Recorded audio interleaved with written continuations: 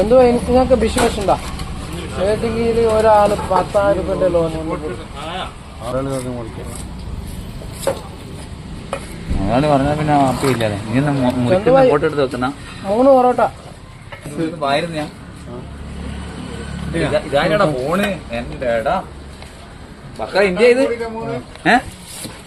40,000 എത്രയും ഇത് 45. ഞാൻ പൈസ 10 രൂപ കൂട്ടിയാ 30 പറഞ്ഞ 2.30 2.35 ഇടക്കിടക്ക് കൂടുന്നുണ്ടോ പൈസ? 35 മൊബൈൽ ഇപ്പം